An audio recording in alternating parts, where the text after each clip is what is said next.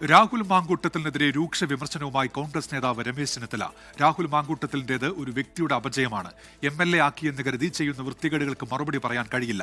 MLA ഒളിവിൽ പോയിട്ട് 8 ദിവസമായെന്നും ഇത് ശരിയല്ലെന്നും രമേശ് ചെന്നിത്തല പറഞ്ഞു. ഇതൊരു വ്യക്തിപരമായ കേസാണ്, ഇതൊരു രാഷ്ട്രീയ കേസൊന്നുമല്ല. ഒരു വ്യക്തിയുടെ ജീവിതത്തിലുണ്ടായ അപജയത്തിൻ്റെ ഒരു കഥയാണ്. അപ്പോൾ അങ്ങനെ ഒരു സംഭവം ഉണ്ടായപ്പോൾ അദ്ദേഹത്തെ ഞങ്ങൾ ഒരു പാർട്ടി എന്ന നിലയിൽ സ്വീകരിക്കാൻ കഴിയുന്ന എല്ലാ നടപടികളും സ്വീകരിച്ചു. ഒരു പാർട്ടി എന്ന നിലയിൽ സ്വീകരിക്കാൻ കഴിയുന്ന എല്ലാ നടപടികളുമാണ് സ്വീകരിച്ചത്. അത് പൊതുജനങ്ങൾക്ക് അറിയാവുന്ന, അതുകൊണ്ടാണല്ലോ ഈ തെരഞ്ഞെടുപ്പിൽ അതൊരു വിഷയമല്ലാതാകുന്നത്. അതൊരു വ്യക്തിക്കുണ്ടായ അപജയത്തിന് മേലുണ്ടായ സംഭവമാണ്. അതിന് പാർട്ടിക്ക് എന്ത് ചെയ്യാൻ പറ്റും?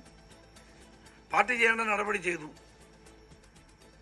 ഇനിയും മറ്റുള്ള കാര്യങ്ങൾ എന്താണെന്ന് ഇനിയും നടപടികൾ വേണ്ടി വന്നാൽ അത് സ്വീകരിക്കാൻ പാർട്ടി തയ്യാറാകും, സംശയമൊന്നും വേണ്ട.